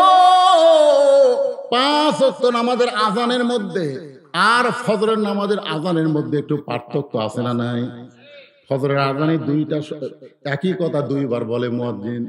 আমি যুবকদের বলতেছি, ও বাবা যুবক, তোমরা ফজরের আজানের মধ্যে মুয়াজ্জিন যে অন্য নামাজের আজানের চাইতে এক কথা 2 বার বেশি কয়, সে কথা তোমরা শুনবার পাছা?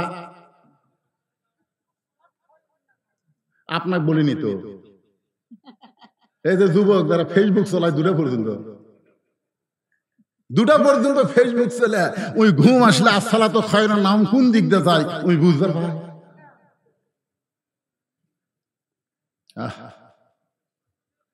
এক মুয়াজ্জিন আমারে কয়, হুজুর কি এক বিপদে পড়ছি হুজুর, আমি যখন ফজরে আজান শুরু করি তখন 4-5টা কুত্তে আসে মসজিদের দরজার কাছে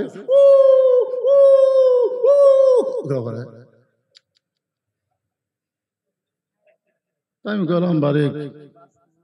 তো এখন ফজরে আজানের সময় তুমি মুয়াজ্জিনকে হয় হুজুর আজান আমি কি জোরে দেই, ওই কুত্তার শব্দ মাইকের মধ্যে যায়, একের মানুষ শুনবার পায় মুয়াজ্জিন আর কুত্তা একসাথে।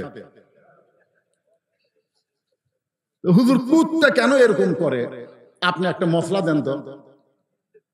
আমি বললাম ভাই মুয়াজ্জিন সাহেব আপনি সত্যি করে বলেন তো যে আপনি যে আজান দিচ্ছেন আপনার ছেলে পেলে আছে? হুজুর আমার 3টা ছেলে আছে। আচ্ছা আপনি আজান দিলে এরা কি ফজর নামাজ পড়ে?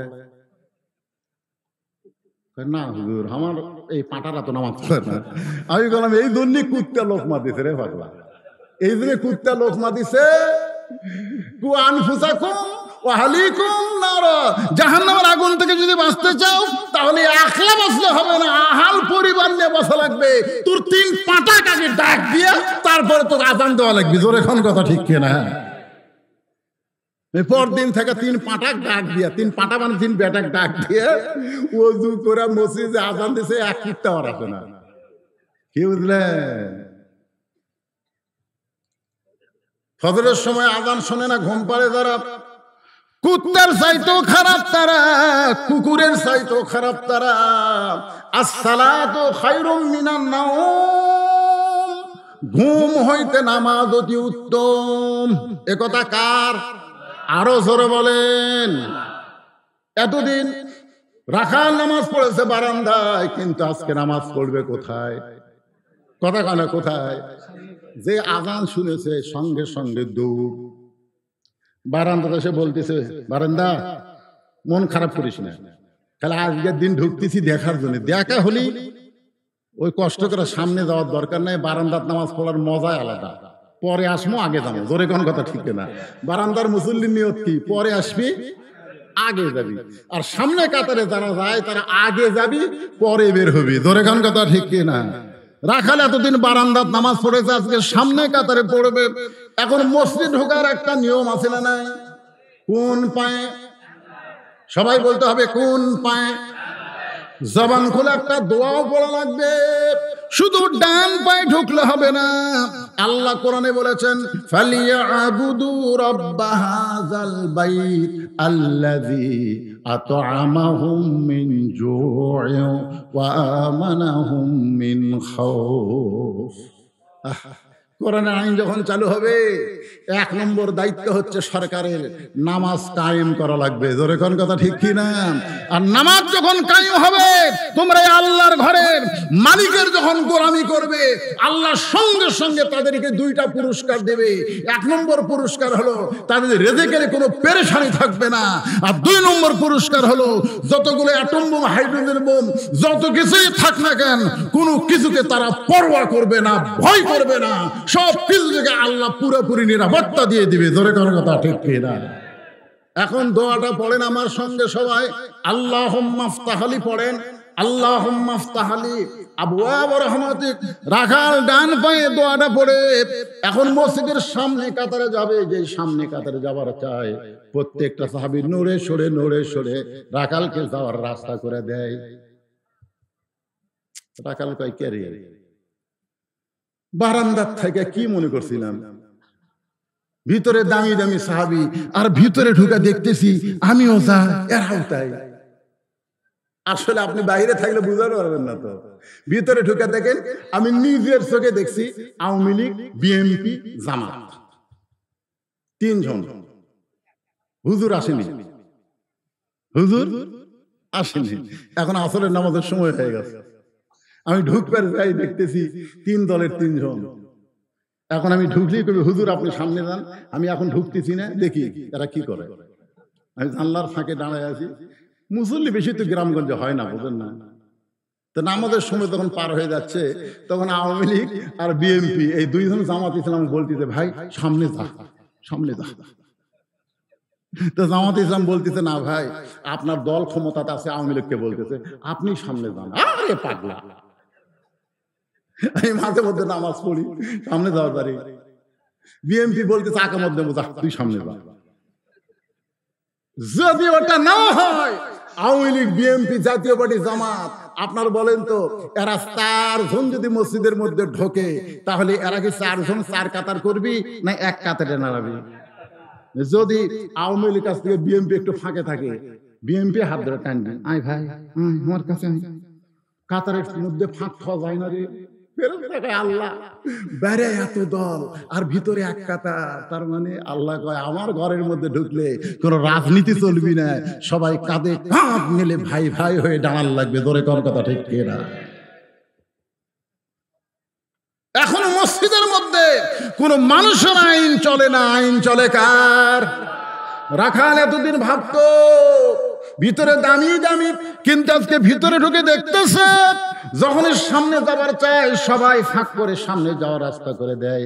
রাখাল একেবারে মসজিদের মেম্বার, মেহরাব বরাবর সামনে কাতার, মেহরাব বরাবরের সামনে কাতারে দাঁড়ায় ফজরের 2 রাকাত সুন্নত নামাজ আদায় করেছে। ফজরের 2 রাকাত সুন্নত আছে না নাই?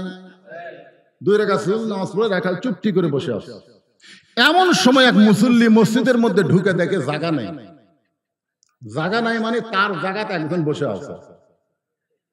সেই মুসল্লির নাম হলো ওসমান গনি। জোরে কোন নাম কি? ওসমান গনি চিন্তা করে কেরা আমার জায়গা কে বসলো। আপনারা হয়তো ভাববেন হুজুর মসজিদে শুধু একজনের জায়গা নির্দিষ্ট, ইমামের জায়গা, ইমাম ছাড়া তো কারো জায়গা নির্দিষ্ট থাকার কথা না। কিন্তু ওসমান গনি কেন বলতেছে আমার জায়গা তো কে বসলো, এটা কেন বলতেছে? এটা বলার পিছনের কারণ হলো আল্লাহর নবী। আল্লাহর নবী বলে গেছেন আমি যতদিন ইমামতি করব, আমি বরাবর পিছনে যিনি দাঁড়াবে তার নাম হলো আবু বকর। আবু বকর যখন ইমামতি করবে, আবু বকর বরাবর যিনি পিছনে দাঁড়াবে তার নাম হলো উমর। উমর যখন ইমাম হবে, উমর বরাবর পিছনে যিনি দাঁড়াবে তার নাম হলো ওসমান। ওসমান যখন ইমাম হবে, ওসমান বরাবর পিছনে যিনি দাঁড়াবে তার নাম হলো আলী। আলী যখন ইমাম হবে, আলী বরাবর পিছনে, একথা রাসূল আর বলে না। সাহাবারা বললেন হুজুর হয়তো আলী যখন ইমামতি করবে, আলী বরাবর পিছনে কে দাঁড়াবে? রাসূল বললেন মা ইয়ান্তিকু আনিল হাওয়া ইন হুয়া ইল্লা ওয়াহয়ুহা, আমি ততক্ষণ পর্যন্ত বলতে পারি যতক্ষণ আল্লাহ বলায়। আলী পর্যন্তই বলার হুকুম পাইছি, আলীর পরে বলার হুকুম নাই। আলী পর্যন্ত হলো আশারে, এই আলী পর্যন্ত হলো খোলাফায়ে রাশিদিন। জোরে কোন খোলাফায়ে। তাহলে হযরত উমর যখন ইমামতি করবে, উমর বরাবর পিছনে কে দাঁড়াবে? জোরে কোন কে দাঁড়াবে? সবাই বলেন না কেন কে দাঁড়াবে? কিন্তু হাসিয়া দেখে জায়গা দখল। ওসমান গনি চিন্তা করতেছে, ওসমান গনি খুবই নরম মানুষ, বোঝেন না, চিন্তা করতেছে বসে যখন গেছে দেখি তো সাইডে জায়গা আছে কিনা, যাই দেখে রাখালের পাশে ফাঁকা আছে। ওই ফাঁকা জায়গাতে ওসমান গনি 2 রাকাত সুন্নত নামাজ পড়ে রাখালের দিকে 3 বার তাকাছে। কয়বার? খুব খেয়াল করবে কি জন্য 3 বার তাকাছে, যে কোনো দিনও দেখেনি, আজকে দেখতেছে। প্রথম দেখতেই রাখাল চুমকে উঠছে, দ্বিতীয়বার সেই ওসমান গনি তাকাছে রাখাল, তৃতীয়বার সেই তাকাছে, বারবার আমার দিকে তাকাস কেন রে? আপনারা দেখবেন একটা মূর্খ মানুষের দিকে যদি বারবার তাকান উনি কিন্তু রাগ করবে। জোরে কোন কথা ঠিক কিনা? খালি তাকাই দেখতেন। এক ব্যাগ অটো ভ্যান আলা, অটো ভ্যান আমার গাড়ির সাথে বেঁধে দিবে চাইছিল, আমি খালি জানলা খুলে একবার তাকাছি, তখন হুজুর গাড়ি কিনা মোশন করতেছেন, খালি একবার তাকাতেই হইছে গরম আছে, আর 3 বার তাকালে মনে হয় গাড়ি বেঁধে দিত। রাখাল রাগ করে বলতেছে এই মিয়া বারবার তাকাও কেন? সঙ্গে সঙ্গে ওসমান গনি দাঁড়িয়ে গেছে। ওসমান গনি দাঁড়িয়ে থরথর করে বলতে ভাইজান আপনার পরিচয় কি? রাখাল বলতেছে আমার পরিচয় হলো আমি একজন রাখাল। যেই বলেছে আমি একজন রাখাল, ওসমান গনি মুস্কি মুস্কি হাসতেছে। সুবহানাল্লাহ বলেন। যেই বলেছে আমি একজন রাখাল, ওসমান গনি মুস্কি মুস্কি হাসে। হাসার কারণ হলো রাখাল যারা হবে তাদের ভাষা নরম হলে হবে না, রাখালের ভাষা গরম হওয়া লাগবে। আল্লাহ রাসূল বলেছেন প্রত্যেকটা অভিভাবককে আল্লাহ রাখালের দায়িত্ব দিয়ে দুনিয়াতে প্রেরণ করেছে। প্রত্যেকটা অভিভাবককে আল্লাহ কিসের দায়িত্ব দিছে? কিসের দায়িত্ব দিছে? এখন আপনি চিন্তা করতেছেন হুজুর আমি একজন অভিভাবক, আমার তো গরু ছাগল নাই, আমি তাহলে কিসের রাখালি করব? আপনি চিন্তা করে দেখেন, চোখ বন্ধ করে দেখেন, আছে আপনার 42 বছরের একটা গাভী আছে, আপনার 42 বছরের একটা গাভী আছে, আপনার 18 বছরের একটা আইডিয়া আছে, আপনার 16 বছরের একটা বকনা আছে। আপনি চোখ বন্ধ করে দেখেন, এখানে রূপু করতে বললাম, আসল অর্থ হলো আপনার একটা বউ আছে, 42 বছরের বউ আছে, 18 বছরের একটা ছেলে আছে, 16 বছরের একটা মেয়ে আছে। আপনার বলেন তো এই তিনটার উপর আপনার রাখালি করার দায়িত্ব আছে না নাই? জোরে করে আছে না নাই? আপনি যদি আপনার বউয়ের উপর রাখালি না করেন, আপনার বউ যদি গোটা পাড়া ঘুরে বেড়ায়, আর আপনি যদি সামনে কাতারের মুসল্লি হন, এরপরও আপনি জাহান্নামে যাবেন। আল্লাহ রাসূল বলেছেন, দায়ুস লা ইয়াদখুলুল জান্নাহ, দায়ুস কোনোদিন জান্নাতে যাবে না। সাহাবীরা বললেন, ইয়া রাসূলুল্লাহ, দায়ুস কারা? আল্লাহ নবী বললেন, দায়ুস হলো মেয়ে মানুষ না, দায়ুস হলো ওই সকল পুরুষ মানুষ যাদের অধীনে নারীরা পর্দা করে না। তাহলে আপনার বউ আপনার অধীনে আছে না নাই? যারা কথা কন না কেন, আছে না নাই? তাহলে আপনার বউ যখন মারা গেল তখন আপনি কয় কাপড় দিবেন? জোরে কোন কয়টা? কেন দিবেন? মরার পরে 5 কাপড় কেন দিবেন? আপনার বউকে 5 কাপড় দিয়া যখন আপনি রাখলেন খাটনিতে, সে খাটনি আবার কি দিয়া ঢাকবেন? কত কথা বলেন, কি দিয়ে ঢাকবেন? পুরুষের লাশ দেখা যাবে, কিন্তু মেয়ে মানুষের মরা লাশও দেখা যাবে না। লাশটাও চাদর দিয়ে যদি ঢাকতে হয়। এখন আপনি চিন্তা করেন, মরার পরে আপনার বউয়ের এমন পর্দা হলো, তাহলে জীবিত অবস্থা বউটা কেমনে রাখতে হবে? স্বামী হিসাবে সেই দায়িত্ব আপনার আছে না নাই? আপনার 16 বছরের একটা মেয়ে আছে, আপনি বলেন আপনার 16 বছরের মেয়েটা হাই হিল পরে কিলকিল করে গোটা উজগিরাম ঘুরতেছে, আর আপনার মেয়ের কারণে গোটা পাড়ার ছেলেরা পাগল হয়ে গেছে, খালি মিস কল মারতেছে। গোটা পাড়ার মেয়েরা খারাপ হওয়া লাগবে না, একটা মেয়ে যদি খারাপ হয় গোটা পাড়ার ছেলেরা খারাপ হবে। জোরে কোন কথা ঠিক কি না? এখন আপনার মেয়েকে কে ভালো করবে? যতদিন বিবাহ দেন নাই, মেয়েটা আপনার অধীনে আছে। 9 বছরের ফাতেমা, নবীর মেয়ে, 9 বছর। জোরে কোন কয় বছর?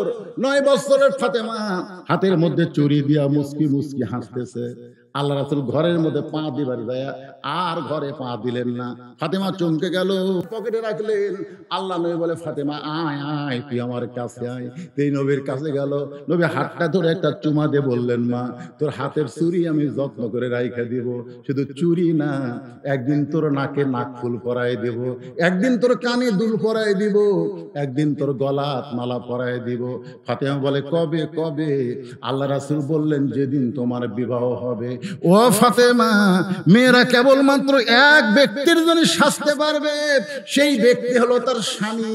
স্বামী ছাড়া অন্য কোনো পুরুষের জন্য মেয়েরা চুরি পরতে পারবে না, নাকে ফুল দিবার পারবে না, কানে দুল দিবার পারবে না, গলাত মালা দিবার পারবে না। মেয়েরা কেবলমাত্র এক ব্যক্তির জন্য সাজতে পারবে, সেই ব্যক্তিটাই হলো তার স্বামী। জোরে বলেন, সেই ব্যক্তির নাম কি? মায়েরা, মায়েরা কি আইসে টাইসে নাকি? মায়েরা আইসে আছে? ও মা আমারে বাড়িতে যখন থাকে পেটির মতন থাকে, যখন কোনো জায়গায় বেড়া মার যায়, হাইরে সাজ ভাই, এত সুন্দরী সাজতেছো, যাচ্ছি বেড়াবার, বুঝতেছে না? তা আপনি বেড়াবার যাচ্ছেন, সাজাগুজা কাক দেখাবেন? আপনার যত কিছু সুন্দর কাপড় চোপড় মালা মালা আছে, সবগুলো আপনার স্বামীর জন্য পরবেন। আল্লাহ রাসূল দেখতেন গভীর রাত্রে মা আয়েশা সুন্দর করে সাজতেছেন। গভীর রাত্রে আল্লাহ রাসূল বলে, আয়েশা সাজার কারণ বুঝতে পারছি, আসো কাছে আসো। আয়েশা বলতেছি, রাসূলুল্লাহ আমার ভয় লাগে। আল্লাহ রাসূল বললেন, কেন ভয় লাগে? আয়েশা বলতেছে, আমার ভয় লাগে এই কারণেই, আপনার জুতার পরশে আল্লাহর আরশ ধন্য হয়ে গেছে, আল্লাহর আরশ ধন্য হয়ে গেছে আমি শুনেছি, তাহলে আপনার কাছে যাইতে আমার ভয় লাগে। রাসূল বলে, আয়েশা এখন ঘরের মধ্যে আমি হলাম স্বামী, তুমি আমার বিবি, আর স্বামীর জন্য বিবি সাজবে। স্বামীর কলিজা যদি খুশি হয়ে যায়, ওই বিবিকে আল্লাহ ফাতেমার সঙ্গে জান্নাত দিয়ে দিবে। ওসমান গনি মুস্কি মুস্কি হাসতেছে, হেসে বসে বলতেছে, ভাইজান এতদিন আপনাকে সামনে দেখি নাই, আজকে প্রথম দেখতেছি ভাই, এতদিন আপনাকে সামনে দেখি নাই, আজকে প্রথম দেখতেছি। রাখাল বলতেছে, দেখার জন্য আসছি, আজকে সামনে আসছি, বারান্দা থামি নামাজ পড়ি, আজকে সামনে আসছি, দেখার জন্য আসছি, দেখা হয়ে গেলে আগামীকাল থেকে আর আসবো না। উসমান গনি চোখের পানি বের করে বলতেছে, আজকেই দেখা হবে, তার গ্যারান্টি কি? রাখাল বলতেছে পাগল নাকি, দেখার জন্য আইছি, দেখা হবে না কেন, আমার চোখ ঠিক আছে। ওসমান গনি বলে ভাইজান আজ কয়েক বছর হলে সামনে কাতের নামাজ পড়ি দেখার জন্য, এখন পর্যন্ত আমার দেখা হয় নাই। আজ কয়েক বছর হলে সামনে কাতের নামাজ পড়ি দেখার জন্য, এখন পর্যন্ত আমার দেখা হয় নাই।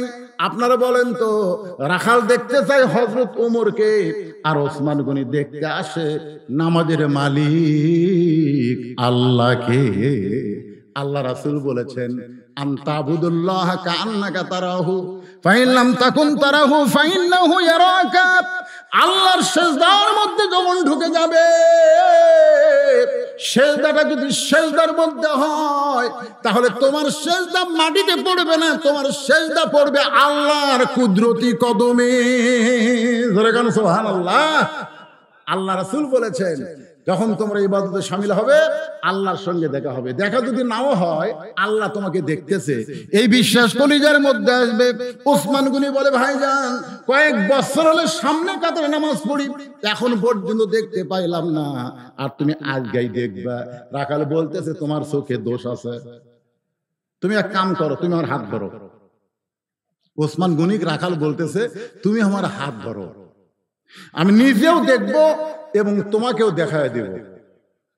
ওসমান গনি রাখালের হাতটা খফ করে ধরে আল্লাহর কোরআন তেলাওয়াত করতেছে, ইয়া আইয়ুহাল্লাযীনা আমানু তাকুল্লাহা ওয়া কুনু মা'আস সাদিকিন। রে ঈমানদারেরা, আল্লাহর ভয় যদি তোমরা অন্তরে রাখতে চাও তাহলে সত্যবাদীদের তোমরা দলভুক্ত হয়ে যাও। আপনারা বলেন তো, আল্লাহর ভয় কলিজার মধ্যে রাখতে গেলে সাথী হওয়া লাগবে কার? আল্লাহওয়ালার। জোরে বলেন কার? আরো জোরে বলেন কার? এখন ওসমান গনি মনে মনে চিন্তা করে নিজের যোগ্যতায় আমি দেখতে পাইনি, আজকে এমন একজন লোক পাইছি নিজেও দেখবে এবং আমাকেও দেখায় দেবে। ওসমান গনি রাখালের হাতটা ধরে বসে আছে। জোরে করেন সুবহানাল্লাহ। কিছুক্ষণ পরে যখন নামাজের সময় হয়েছে, এমন সময় মুয়াজ্জিন সাহেব নামাজের আকামত শুরু করেছে। জোরে করেন কি? আকামত যে শুরু করেছে, এমন সময় হযরত ওমর মেহরাবের মধ্যে ঢুকতেছে। এখন আপনারা ভাবতেছেন হুজুর আকামত শুরু করলো, আর এমন সময় ওমর ফারুক কোন দিক দিয়ে ঢুকলো? যখন আল্লাহর কোরআনের আইন চালু হবে তখন প্রত্যেকটা ইমাম একটা করে এলাকার নেতা হবে, আর নেতা মসজিদের দরজা দিয়ে মেহরাবে আসা লাগবে না, মেহরাব থেকে একটা দরজা থাকবে, দরজার ওই পার একটা রেস্টরুম থাকবে, ওই রেস্টরুমের মধ্যে ইমাম সাহেব রেস্ট করবে। যেই মাত্র মুয়াজ্জিন আকামত দিবে সঙ্গে সঙ্গে মসজিদের মধ্যে ঢুকবে।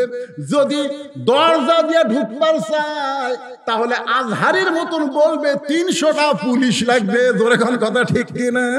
আমার মতন একটা কাংসা বক্তা পাবনা ওয়াজ করে নামে যখন যাবার চাই যেভাবে মুসাফা করার জন্য চলে আসে, আপনার বলেন তো আমার এক হাত আর 1000 হাত যদি হাতে একটা করে চাপা মারে তাহলে হাতটা কি হবে?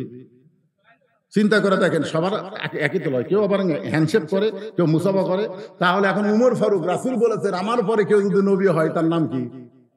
কথা কন না কেন, তার নাম কি?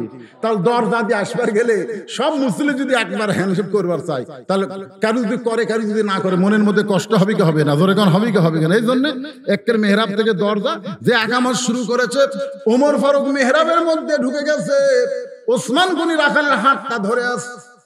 রাখাল খালি দেখতেছে, এইরকম দেখতেছে। ওসমান গনি কি ধরে আছে? হাত ধরে আছে। যেই কত কামাতিস সালাহ মুয়াজ্জিন বলেছে, সঙ্গে সঙ্গে রাখাল আল্লাহু আকবার। ওসমান গনি রাখালের হাতটা ছেড়ে দিয়ে বলতেছে ভাইজান, ইমাম সাহেব নামাজে ভুল করলে মানুষ আল্লাহু আকবার লোকমা দেয়। এখন আকামতি শেষ হয় নাই আর তুমি আল্লাহু আকবার লোকমা দিলে। রাখাল বলতেছে এই জন্যই তো তুই কানা, এই জন্যই এত বছর হলো সামনে কাতের নামাজ পড়িস, এখন পর্যন্ত দেখতে পাস না। আমি কি করে লোকমা দিলাম নিয়ে তুমি জানো? যেই বলছে এই জন্য তুমি কানা, তৃতীয় কাতারে একজন সাহাবী দৌড়ে এসে রাখালের হাতটা হেঁচকা দিয়ে বলতেছে, এই পাগল, এই তোকে সামনে কাতারে দেখার পরে আমার সন্দেহ হতো, তুই যারে কানা কানা বলতেছিস এই মহামানবকে তুই চিনিস? রাখাল চোখের পানি বের করে বলতেছে ভাইজান আমি বারান্দার নামাজ পড়ি, আমি ভিতরের কাউকে চিনি না, সাহাবী কান্দার বলে, পাগল রে, তুই যারে কানা কানা বলে তিরস্কার করতেছিস, এই মহামানব হলো আল্লাহর নবীর ডবল জামাই ওসমান গনি। ওসমান গনি। যারা এখানে হাজী সাহেব আছেন ভাই, হাফেজ করছেন তো, যারা এখানে হাজী সাহেব আছেন আমার কথার সাথে তারা একমত হবেন। আল্লাহ রাসূলের রওজার পাশে, মসজিদ নববীর পাশে বিশাল একটা গোরস্থান আছে, বিশাল একটা গোরস্থান। তার নাম হলো জান্নাতুল বাকি। জোরে কান, নাম কি? ওই জান্নাতুল বাকির গেটের সাইডে লেখা আছে, এই জান্নাতুল বাকির মধ্যে কম করে হলো 10,000-এর বেশি সাহাবী শায়িত আছে। জোরে কান সুবহানাল্লাহ। 10,000-এরও বেশি কে শুয়ে আছে? সাহাবী। আমাকে মাঝখানে কে শুয়ে আছে? শাহসুদ্দিন বলকি কোন সাহাবী? বাংলাদেশে কোন সাহাবীর মাজার নাই। যদি একটা থাকতো আমার মনে হয় মানুষ যে কি করতো রে ভাই, আল্লাহ জানে। আর একটা গোরস্থানে 10,000-এর বেশি সাহাবী শুয়ে আছে। সেই সাহাবীদের মধ্যে আছে নবীর 9টা বিবি ওই গোরস্থানের মধ্যে শুয়ে আছে। হযরত হাসান রাদিয়াল্লাহু ওই গোরস্থানে শুয়ে আছে, মা ফাতেমা ওই গোরস্থানে শুয়ে আছে, নবীর দুধ মা হালিমাতুস সাদিয়া ওই গোরস্থানে শুয়ে আছে। একে ঢুকতেই মানে জান্নাতুল বাকিতে ঢুকতেই যে কবরটা, সেই কবরটা হলো ওসমান গনির কবর। মানে দেখেন, একজন শুয়ে আছে নবীর ডান পাশে, একজন বাম পাশে। কে? আবু বকর আর ওমর রওজার মধ্যে আছে। আর একজন আছে ইরাকে, তার নাম হচ্ছে হযরত আলী। যেরকম তার নাম কি? হযরত আলী। আর জান্নাতুল বাকির মধ্যে এর প্রথমে ওসমান গনি। আমি যেই মাত্র কবরের কাছে দাঁড়াছি, প্রথমবার যেবার গেছিলাম 11 সালে, তারপর তো বহুবার গেছি, আমার গোটা দেহ থরথর করে কাঁপতেছে। ছোট্ট একটা পাথর ওখানে আছে, পাথরে ছোট্ট করে লেখা আছে ওসমান গনি। কোরআনে আল্লাহ বলতেছেন, আল্লাহু গানিয়ুন ওয়া আনতুমুল ফুকারা। আমি আল্লাহ হচ্ছি ধনী আর সবাই হচ্ছে ফকির। ধনীকে আর আমরা সবাই কি? কিন্তু রাসূল বলেছেন ইল্লা ওসমানু গানিয়ুন। এক আল্লাহ হলো ধনী, আর এক ধনীর নাম হলো ওসমান। সাহাবারা জিজ্ঞাসা করলেন, ইয়া রাসূলুল্লাহ, ওসমান কেমনে ধনী হলো? আল্লাহ রাসূল বললেন, তাহলে শোনো। একদিন আমি নবী বসে আছি, ইতিমধ্যে এক সাহাবী এসে আমার কাছে বলতেছি, ইয়া রাসূলুল্লাহ, আজকে কয়েকদিন হলে না খাওয়া, আমাকে যদি কিছু পারেন একটু আল্লাহর রাস্তায় সাহায্য করেন। সঙ্গে সঙ্গে আল্লাহ রাসূল এভাবে জুব্বা তুললেন। জুব্বা তুলে দেখে রাসূল ক্ষুধার জ্বালায় পেটে কাপড় দিয়ে পাথর বাঁধে রাখছে। সাহাবী চিন্তা করতেছে, আমি তো কয়েকদিনের না খাওয়া, তার চাইতে বেশি না খাওয়া হচ্ছে আল্লাহর নবী। সাহাবী মনের দুঃখে তখন যাবার চাই, রাসূল ডাক দিলেন, আম্মা সাইলা ফালা তানহার। সাইলকারীকে খালি খালি ফিরান যায় না, আয় আমার কাছে। সাহাবী বসে বলতে, হুজুর আমার পেটর যে খিদে, আপনার কাছে বসে থাকলে তো খিদে যাবে না। আল্লাহ রাসূল বললেন, বস। নবীর কাছে সাহাবী বসে গেছে, রাসূল ডাক দিলেন, আলী, আলী রে। হযরত আলী দৌড়ে আইছে। হুজুর আমারে ডাকলেন কেন? বলে আমার কাছে খাবার চাইছে, আমি আজ কয়েকদিন হলে না খাওয়া। আলী বলতে, হুজুর আমি 4 দিন হলে খাইনি, তা আমার ডাকে লাভ আছে? রাসূল বলতে, আলী রে, তুই যা পারিস আমি তা পারি না, তুই যা পারিস আমি তা পারি না। ওসমান গনির কাছে একটা চিঠি লেখ, চিঠির মধ্যে লেখ 2000 টাকা, আর নিচে আমার নাম লেখা দে, আমার নাম লেখা দে, চিঠিটা আমি পাঠাইছি। হযরত আলী চিঠির মধ্যে 2000 লিখতে গিয়ে যাচ্ছেন, আর ওই গরিব সাহেব বলতেছে, আমার 2000 দরকার নাই তো, আমার 10টা টাকা হলেই যথেষ্ট। আল্লাহ নবী বলতেছে, আমি তোমাকে যার কাছে পাঠাচ্ছি সে অল্প দিয়া খুশি হয় না। ওই চিঠিখানা নিয়ে গরিব সাহাবী ওসমান গনির দরবারে গেছে, যা দেখে ওসমান গনি ক্যাশিয়ারের সাথে ঝগড়া করতেছে, এই বেটা 4 আনা গেল কোথায়? কি হিসাব করিস রে? 4 আনার না হিসাব না দিয়ে তুই কিন্তু ছুটি পাবি না। গরিব সাহাবী কয়, আল্লাহ চিঠির মধ্যে লেখা আছে 2000, আর বেটা 4 আনার জন্য ক্যাশিয়ারকে ধরছে, না দিলে ছুটি হবি না, আমার 2000 টাকা দান করবি। নবীর কাছে গিয়ে বলতেছে, হুজুর আপনি দিবার পারেন না ঠিক আছে, কিন্তু এমন কিরপনের কাছে কেন পাঠাচ্ছেন যে 4 আনার জন্য ক্যাশিয়ারকে ছাড়ে নাই? আল্লাহ রাসূল বলে, আবার যাও। নবী ধমক দিয়ে যখন বললেন, ওসমান গনির দরবারে গিয়ে দেখে ক্যাশিয়ারের কপাল ঘেমে ঘাম টপ টপ করে পড়তেছে। আর ওসমান গনি কিছুক্ষণ পরে বলতেছে, 4 আনার হিসাব না দিলে তোর ছুটি নেই। গরিব ভাবতেছে আবার যদি নবীর কাছে যাই নবী আবার পাঠায় দিবে। না খাইয়া শুয়ে থাকা ভালো, কিন্তু না খাইয়া ঘোরা ভালো না। আমার গ্রামে দেখছি এক ফকির এক বাড়ির ভিক্ষা নিয়ে মাঝখানে 2 বাড়ি বাদ দিয়ে আর এক বাড়ির সামনে দাঁড়ায়। আমি ফকিরকে বললাম, ভাই এর কারণ কি? এই বাড়িতে ভিক্ষা নিয়ে মাঝখানে 2 বাড়ি বাদ দিলে, তারপরে 3য় বাড়ি দিয়ে তুমি দাঁড়াইলা, 2 বাড়ি বাদ দেওয়ার কারণ কি? ফকির রাগ করে বলতে, হুজুর আপনি কি ভিক্ষা করবেন? আমি বললাম, না ভাই, বাদ দেওয়ার কারণ কি? বলে বাদ দেওয়ার কারণ হলো এর আগে কম করে হলো এই 2 বাড়ির 10 বার ভিক্ষা চাইছি, প্রত্যেক বাড়ি বলে বাড়ির থেকে মাফ করো। যারা ফকিরের কাছে মাফ চাই, ফকির সেই বাড়ি তালাক দিছে, কারণ ফকিরের সময়ের দাম আছে। ফকিরের সময়ের দাম আছে, এই কারণে ফকির পর্যন্ত বাড়ি তালাক দেয়। গরিব সাহাবী চিন্তা করতেছে আবার যদি যাই আবার নবী পাঠায় দিবে, দরকার নাই। সিটি পকেটের মধ্যে রাইখা গোপন পথে যখন পলাবার চায়, এমন সময় দেখে রাস্তার মাথায় হযরত আলী দাঁড়ায় আছে। আলী বলতেছে, ভাই তোমাকে যে চিঠি লিখে দিলাম, এই চিঠি লেখার হাদিয়া হিসেবে তুমি 2টা দিরহাম আমাকে দিয়ে দাও।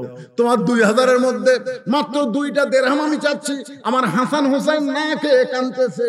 গরিব সাহেব বলতেছে, আলী রে, যদি আমার কাছে 2000 টাকা থাকতো তাহলে টাকার ব্যাগ কি টোপলা থাকতো, কিন্তু দেখো তো আমার কাছে কিছু নাই। তো কিছু নাই কেন? বলে আমি 2 বার গেলাম। 4 আনার জন্য যে ওসমান কেশিয়ারকে ছাড়ে না, সে ওসমানের কাছে আমি চিঠি দেওয়ার সাহস পাইলাম না। সঙ্গে সঙ্গে আলী চিৎকার করে বলতেছে, মা ইয়ানতিকু আনিল হাওয়া ইন হুয়া ইল্লা ওয়াহয়ুন ইউহা। জোরে কান সুবহানাল্লাহ। নফসের তাড়নায় নবী কিছুই বলেন, নবী যা কিছু করে কে করায়? যা। এমন ধমক মারছে। আলীর ভয়ে ওসমান গনির দরবারে যায়, দেখে কেশিয়ার আর ওসমান 2জনই আল্লাহর শুকর আদায় করতেছে, আলহামদুলিল্লাহ আলহামদুলিল্লাহ, মানে হিসাব মিলে গেছে। আপনারা বলেন তো, এই 4 আনার জন্য ওসমান গনি কেশিয়ারকে কেন এরকম ধমক দিয়েছেন? কারণ যারা সম্পদশালী হবে তাদের সম্পদ হিসাব করে বছর অন্তর যাকাত দেওয়া লাগবে। জোরে কোন কথা ঠিক কিনা? আপনি ইচ্ছা মতো যাকাত দিবেন তা চলবে না। যত সম্পদ আছে সমস্ত সম্পদের হিসাব করে 2.5 টাকা আপনাকে যাকাত দিতে হবে। কোরআন দিয়ে যখন বাংলাদেশ চলবে তখন সুদ ভিত্তিক অর্থনীতির কবর হবে, যাকাত ভিত্তিক অর্থনীতি চালু হবে। বাংলাদেশে গরিব খুঁজে পাওয়া যাবে না। জোরে কোন কথা ঠিক কিনা? 2জনে আল্লাহর শুকরিয়া আদায় করতেছে। এবার গরিব সালাম দিয়ে চিঠি দিছে, ওসমান গনি চিঠি খুলে পড়ে একটা চুমো দিয়ে বলতেছে, ভাইজান এই চিঠি কে পাঠাইছে? ভাই গরিব সাহেব বলতেছে, আপনি লেখাপড়া জানেন না? চিঠির নিচে দেখেন আল্লাহর নবী পাঠাই দিছে। ওসমান গনি সঙ্গে সঙ্গে চুমো খেয়ে বলতে, ভাইজান এই চিঠি কে পাঠাইছে? গরিব সাহাবী বলতেছে, আল্লাহর নবী এই চিঠি পাঠাইছে। সঙ্গে সঙ্গে ওসমান গনি চিঠিতে চুমো দিয়ে বলে, ভাইজান এই চিঠি কে পাঠাইছে? গরিব মনে মনে ভাবতেছে, চিঠির মধ্যে 2000 দিকে পাগলা হচ্ছে রে। রাগ করে বলতেছে, আল্লাহর নবী এই চিঠি পাঠাইছে। সঙ্গে সঙ্গে ওসমান গনি চিঠিতে চুমু দিয়ে বলে, ভাইজান এই চিঠি কে পাঠাইছে? গরিব রাগ করে বলতেছে, পরপর 3 বার বললাম, তারপরে যখন জানতে চাস আমার বিশ্বাস তুই পাগলা হয়ে গেছিস, তুই দান করবি না। রাগ করে নবীর কাছে গিয়ে নালিশ করি, ইয়া রাসূলুল্লাহ চিঠি দিলাম, পরপর 3 বার আপনার নাম শুনলো, তারপরে শুনতে চাই, আমি বলি নাই, আমি রাগ করে আপনাকে নালিশ জানাই। রাসূল কান্দার বলে, আল্লাহ আমার ওসমান তো এমন হওয়ার কথা ছিল না, আমার ওসমান তো এমন হওয়ার কথা ছিল না। এই কথা যেই মাত্র নবী বলতেছে আল্লাহকে, সঙ্গে সঙ্গে ওসমান গনি 1 টোপলা টাকা নিয়ে নবীর সামনে হাজির।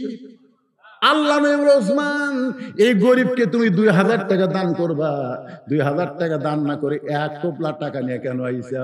ওসমান গনি বলতে, হুজুর আমি নিয়ত করেছিলাম চিঠি পাওয়ার সঙ্গে সঙ্গে আমার ভাইকে 2000 টাকা দিব, আর যতবার আপনার নাম বলবে ততবার 2000 টাকা করে আমি বাড়াই দিব। আমি নিয়ত করেছিলাম যতবার আপনার নাম বলবে ততবার 2000 করে বাড়াই দিব। এ পর্যন্ত 3 বার আপনার নাম বলেছে, 3 বার নাম বলার কারণে 6000, আর চিঠির কারণে 2000, এই 8000 টাকার টোপলা নিয়ে আপনার সামনে আইছি। আপনার পবিত্র হাত দিয়ে গরিব ভাইকে আপনি দিয়া দেন। আল্লাহ নবী কান্দের বলে, আল্লাহ যে ওসমান আমার নাম শোনার সঙ্গে সঙ্গে 2000 টাকা বাড়ায় দেয়, আমি গরিব নবী ওসমানকে কি দিব? আল্লাহ বলতেছে, ইয়া রাসূলুল্লাহ, আপনি কিছু দিবার না পারলে কি হবে, আমি আল্লাহ আমার গানি ডিগ্রি ওসমানকে দিয়া দিলাম। আপনারা বলেন তো, আল্লাহ রাস্তায় দান করলে কমে না বাড়ে? জোরে কোন কমে না বাড়ে? সব কাটলে কমে, কিন্তু পুকুর কাটলে কি হয়? জোরে কোন পুকুর কাটলে কি হয়? দান করলে পুকুরের মতন যত দান করবেন তত বাড়বে। ওসমান গনি আর রাখালের কথা আমি রাইখা এসে আপনাদের সামনে ওসমান গনি কেমনে হলো এইটা বলার পেছনে কারণ হলো, কইছে উমরকে যদি দেখতে চাও তাহলে ফজরের নামাজ সামনে কাতারে আদায় করা লাগবে। আমি শুধুমাত্র বারান্দা থেকে উমরকে দেখার জন্য সামনে কাতারে আইলাম, কিন্তু সামনে কাতারে আসার পরে ওই প্রতীককেই যদি সামনে কাতারে দেখতে পাই, তাহলে তোমরাই বলো তো, লোকমা দেওয়া ছাড়া তো আমার কোনো উপায় নাই।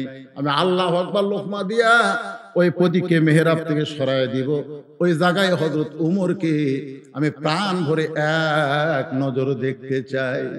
ওসমান গনি কান্দারে বলে, পাগল পাগল। সমস্ত মসজিদে নববীর সাহাবেরা সবাই কাঁদতেছে। রাখাল চিল্লায় বলা, হারে বাহিরে নামাজ পড়ি এরকম কান্দা কান্দি দেখি না, ভিতরে কেন কান্দান শুরু হয়ে গেল? ওসমান বলে, রাখাল ভাই, কান্দার কারণ হলো তুমি যারা পথিক পথিক বলতেছ, তিনি হলেন হযরত উমর।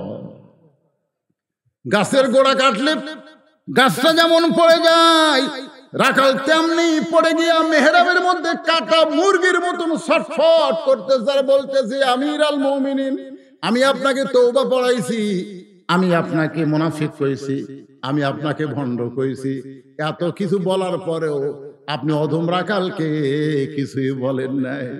ওমর ফারুক রাখালকে এক টানে তুলে কপালে একটা চুমু দিয়া বুকের মধ্যে জড়ায় ধরলেন। সমস্ত সাহাবীরা বলতেছে, আমির আল মুমিনিন, আমরা বুঝতে পারলাম না যেই লোকটা আপনাকে তওবা পড়ানোর কথা বলতেছে, আপনাকে মুনাফিকের কথা বলতেছে, ভণ্ডের কথা বলতেছে, আপনি তাকে বুকের মধ্যে জাপটে ধরলেন, কারণ কি? ওমর ফারুক বললেন, সাহাবীরা রে, আমি এত কথা হজম করার পিছনে একটাই মাত্র কারণ, আমি রাখালকে দেখি নাই, এ রাখালের মধ্যে আল্লাহর কোরআন আমি দেখতে পাই। কোরআন দিয়ে যখন বাংলাদেশ চলবে, তখন কোরআন শুধু ওয়াজের টেজে থাকবে না, কোরআন শুধু মাদ্রাসায় থাকবে না, কোরআন শুধু মসজিদে থাকবে না, সবাই কোরআন মাননেওয়ালা হয়ে এক একটা কোরআন হয়ে যাবে। ধরে কোন কথা ঠিক কি না? এই আহসানু আমালা, সুন্দর আমলের পরীক্ষা নিবে আল্লাহ। সেই সুন্দর আমল হলো শুধু কোরআনের ওয়াজ শুনবো না, বাস্তব জীবনে আল্লাহর কোরআন অনুযায়ী যেন চলতে পারি। কোরআন অনুযায়ী চলতে গেলে আমাদের কি করণীয়, সেই কাজটা আমাদের করার দরকার আছে না নাই? আল্লাহ যেন সকলকে তৌফিক দান করে। সকলে বলে আল্লাহুম্মা আমিন। আস্তাগফিরুল্লাহ রাব্বি মিন কুল্লি জামবি ওয়া আতুবু ইলাইহি। আল্লাহুম্মা আমিন। আল্লাহুম্মা আনতাস সালাম ওয়া মিনকাস সালাম, তাবারাকতা ইয়া যাল জালালি ওয়াল ইকরাম। আয় আল্লাহ তাআলা, যখন বগুড়া থেকে রওনা দিলাম বৃষ্টির ভিতর দিয়ে, মনে হচ্ছিল আজকের মাহফিল হবে না। আল্লাহ, এরপর আসার পর থেকে আর কোনো বৃষ্টি তুমি দাও নাই। যতটুকু মানুষ হয়েছে শেষ মোনাজাত পর্যন্ত সুন্দরভাবে বসে বসে কোরআন হাদিস আলোচনা শুনেছে। যে যুবকের আজকের মাহফিল আয়োজন করেছে তারা সহ, আজকের মাহফিলের সম্মানিত সভাপতি, আয় আল্লাহ বাহিরে রয়েছে, আল্লাহ ওমরা হজ করতেছে, সহ সভাপতি সহ প্রধান অতিথি, বিশেষ অতিথি, বরণ্য অতিথি, আল্লাহ জানারা আছেন, আলেম ওলামা, হাজী সাহেব, মুরব্বী, যুবক, কচি কাঁচা পর্দার অন্তরালের মা বোনেরা, আল্লাহ যারা মুনাজাতের মধ্যে শামিল হয়েছে, আল্লাহ সকলকেই কবুল করে নাও। আল্লাহ আজকে আলোচনার ভিতর দিয়ে আমরা কোরআন হাদিসের উচ্চারণ করেছি, যদি কোনো ত্রুটি হয়, ভুল হয়, মাফ করে দাও। জাহাদিয়া মঞ্জুর করো, সোনার মদিনায় নবী পাকের রওজা মোবারকে আল্লাহ কবুল করে নাও। तमाम আম্বিয়াই কেরাম, আসহাবে কেরাম, তাবিঈন কেরাম, তাবা তাবিঈন কেরাম, तमाम পৃথিবীর মাটির নিচে যত মুমিন মুমিনা শুয়ে আছে, আল্লাহ সকলের আরওয়াহ ফরে হাদিয়া কবুল করো। আল্লাহ আমরা যারা হাত তুলেছি, আমাদের জনম দুঃখনী মা বাবা যাদের কবরে চলে গেছে, আল্লাহ মেহেরবানি করে মা বাবার কবরকে জান্নাতে টুকরা বানিয়ে দাও।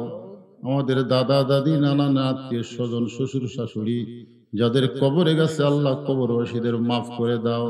আল্লাহ উজগ্রামের উপরে রহমত বরকতের দরজা খুলে দাও। আল্লাহ প্রত্যেক বছর এমন করে সুন্দর আয়োজন যেন করতে পারে, এমন ইমানি শক্তি যুবকদেরকে দান করে দাও। আল্লাহ আল্লাহ প্রত্যেকটা যুবককে 5 ওয়াক্ত নামাজি হিসাবে কবুল করে নাও। আমার মা বোনদেরকে পর্দানিশি কবুল করে মা ফাতেমার চরিত্র দান করে দাও। আমাদের মধ্যে আমরা যারা অসুস্থ আছি, আল্লাহ সুস্থতার নিয়ামত দান করে দাও। আল্লাহ আল্লাহ তিনবারের সাবেক প্রধানমন্ত্রী অসুস্থ অবস্থায় আছে। আল্লাহ আমরা দোয়া করি দেশনেত্রী বেগম খালেদা জিয়াকে পরিপূর্ণ সুস্থ দান করে দাও। আল্লাহ আয় আল্লাহ তাআলা আরো যারা অসুস্থ আছে, আল্লাহ সবাইকে সুস্থতার নিয়ামত দান করে দাও। আজকের মাহফিলের সম্মানিত প্রধান অতিথিকে কবুল করে নাও। আজকের মাহফিলের সভাপতি কবুল করো, বরেণ্য অতিথিদের কবুল করো, আলেম ওলামাদের কবুল করো। যে যারা নিয়ত করে হাত তুলেছে, আল্লাহ সকলের নেক নিয়ত নেক আশায় কবুল করে নাও। হে আল্লাহ তাআলা, আমি গুনাহগার বলে দোয়া ফিরাই দিও না। এতগুলো মানুষের মধ্যে যার 2 হাত তোমার পছন্দ হয়, সেই 2 হাতের ওসিলায় আজকের গোটা মাহফিলকে আল্লাহ কবুল করে মৃত্যুর সময় আমাদের জবানে তুমি জারি করে দিও, লা ইলাহা ইল্লাল্লাহু মুহাম্মাদুর রাসূলুল্লাহ সাল্লাল্লাহু আলাইহি ওয়াসাল্লাম। আসসালামু আলাইকুম ওয়া রাহমাতুল্লাহি ওয়া বারাকাতুহু।